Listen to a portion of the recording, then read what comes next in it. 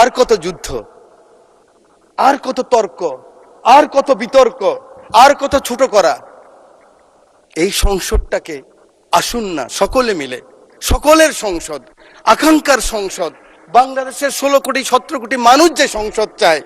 আমি এখানে যত কথাই বলি, আমি মনে করি আপনাকে ঘায়েল করেছি, আপনি মনে করেন আমাকে ঘায়েল করেছেন, কিন্তু বাংলার কৃষক, বাংলার শ্রমিক, বাংলার জেলে সে কিন্তু বোঝে আমার কথা সঠিক না আপনার কথা সঠিক। পরের জন্য যুদ্ধ করেছি অনেক, এবার তোমার আর আমার যুদ্ধ। যদি বলো এত যুদ্ধ করে কি পেয়েছি? তিউনিসিয়ায় পেয়েছি জয়, উগান্ডায় পেয়েছি জনগণের ভালোবাসা, আর প্রতিবেশী বার্মায় পেলাম ঘরে ফেরার তাগাদা। আমি যেন সেই বাতিওয়ালা যে পথ্য পথ্য রাস্তায় বাতি জ্বালিয়ে ফিরি, অথচ যার নিজের ঘরে জমে থাকে দুঃস্ব অন্ধকার। এই অন্ধকার আমরা কাটাতে চাই, এই অমনুষ্য থেকে বের হতে চাই। আমার হাতে তো এখনো রক্তের দাগ নিয়ে লেগে আছে। এই মতিঝিলে 19 দিন ছিলাম রিমান্ডের মধ্যে। মানুষ আর এই হিংসা প্রতিহিংসা আর দেখতে চায় না। আমার মহাসচিব মহোদয় এখানে বসা আছেন, আমার মহাসচিব মহোদয়কে হেলমেট পরাই নিয়ে গেছি, নাম বলতে পারলাম না, একজন সেনাবাহিনীর প্রধানের সাথে মিটিং করার জন্য আজকের কৃষিমন্ত্রীর বাসায়। কারণ ওটা বেশি দিন নয়, 23 সালের কথা বলছি। জীবনের বাজি নিয়েই কথাগুলি করেছি আমরা। আমার নেত্রী 11 আমার নেতাকে যখন নিয়ে গেল খবর পেলাম আমি, কারণ 7 দিন আগে শেষ দিন আমার দেখা হয়েছিল আমার নেতা তারেক রহমানের সাথে, বেগম খালেদা জিয়ার সাথে 111-এর পরে হাওয়া ভবনে। সেদিন ছিল ওনার শেষ দিন।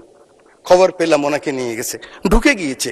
196 জন এমপি ছিল এই পার্লামেন্টে, আমি ঢুকেছি। আমার নেত্রীকে দেখেছি একজন মা, তার সন্তানের জন্য কি আকুতি, কি কান্না, কি বেদনা বিধুর আমি দেখেছি। আমি সেই কথা মনে রাখতে চাই। আজকে আমরা অনেকে আছি, কিন্তু ষড়যন্ত্র বন্ধ হয়নি। জাতীয়তাবাদী নেতাদেরকে বেঁচে থাকতে হলে অনেক যুদ্ধ করতে হয়, ঐক্যবদ্ধ থাকতে হয়। আমরা সকলে আসুন একমত হই। আগামী দিনে যে চ্যালেঞ্জ আসবে, এই জাতীয়বাদী শক্তির বিরুদ্ধে আবার যে ষড়যন্ত্র আসবে, সেদিন কারাই প্রধানমন্ত্রীর জন্য জীবনের বাজি রাখতে পারবেন, বাংলাদেশের জন্য বাজি রাখতে পারবেন, সেরকম যদি একটা শক্তি সাহস থাকে, তখনই হবে সবার আগে বাংলাদেশ। তখনই হবে দিল্লি নয়, পিন্ডি নয়, অন্য কোনো দেশ নয়। জি, সময় বাড়ানো হলো আরো 4 মিনিট। Thank you very much. You are very welcome. Thank you very much. আমি আপনাকে ধন্যবাদ জানাই। আমার সংসদ নেতা, আমি ওনাকে হসপিটালও দেখেছি। একজন মানুষ তার কর্মীকে কত ভালোবাসলে, আমি অ্যাপ্রন পরে গিয়েছি, মাস্ক লাগাই গিয়েছি। আমি এমপি ছিলাম, দেখে চিনে নাই। সেই ছবি আপনারা দেখেন, কিন্তু মাথার মধ্যে ব্যান্ডেজ লাগানো। আমি মাস্ক খুললাম, অবাক হয়ে গেলেন, আপনি কেন আসছেন? আমার চোখের পানি পড়ছে, আমি পিছিয়ে আসলাম।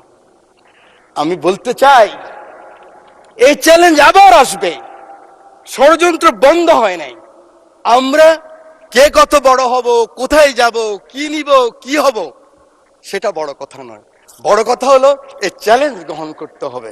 মাননীয় স্পিকার, আপনার মাধ্যমে পুরো হাউসকে জানাতে চাই, চিন্তা করেন তো, কথার সাথে বলতো জামাত শিবির, কথার সাথে বলতো জামাত বিএনপি, একসাথেই তো আমরা।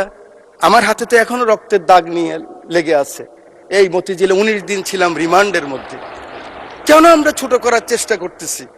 আমি বিশ্বাস করি আমার নেতা ছুটে গেলেন একটু আগে, আমার সেই ভাই এখন আছেন, আমার নেতা তারেক রহমান ছুটে গেলেন, ওখানে গেলেন, দেখলেন। সাথে সাথে আমি মনে করি আগামী দিনের রাজনীতির জন্য সংসদের বিরোধী দলের নেতা আপনিও ছুটে যাওয়া উচিত ছিল। আমি জানি না আমার কথা কিভাবে নেবেন, যে মাননীয় সংসদ নেতা, আমি শুনেছি, আমি উপস্থিত ছিলাম, কেন ওনার পিছনে আমি ছিলাম, আপনি গিয়েছেন, উনি বলেছেন আপনার কিছু প্রয়োজন লাগলেও আমাকে বলবেন। এভাবেই রাজনীতিটাকে আমরা এগিয়ে নিতে হবে। বাংলাদেশের মানুষের আকাঙ্ক্ষা এই রাজনীতি। মানুষ আর এই হিংসা প্রতিহিংসা আর দেখতে চায় না। বক্তব্য আমি শেষ করছি। যাওয়ার আগে, দ্বিতীয় বিশ্বযুদ্ধের একজন সৈনিক, আমরা জানেন, আমরা কিন্তু উইলস্টন যে চার্চিলের পক্ষে, মিত্রশক্তির পক্ষে যুদ্ধ করেছিলাম। এবং আমরা কিন্তু বাঙালিরা সবসময় এরকম ছিলাম। আমরা মুঘলের বিরুদ্ধে ঈসা খাঁ যুদ্ধ করেছে, ফরাজি আন্দোলন, ফকিরি আন্দোলন, এগুলি তো আমরাই করেছি। ইলা মিত্রের আন্দোলন আমরাই করেছি, তিতুমিরের বাঁশের কিল্লা আমরাই করেছি। এই সৈন্য গিয়েছিল, যুদ্ধ করেছে বিভিন্ন জায়গায়। মাননীয় স্পিকার, পরে আসছে বার্মায়। বার্মায় আসার পরে নিজের দেশের কথা মনে পড়েছে। দেশের কথা মনে করার পরে মনে করলো, এই বর্গী ওলন্দাজ ব্রিটিশরাই তো অত্যাচার করেছে, আবার তো সেই অবস্থাই হবে। তার স্ত্রীর কথাও মনে পড়েছে। তখন ঢাকায় কিন্তু লণ্ঠনের বাতি জ্বালতো।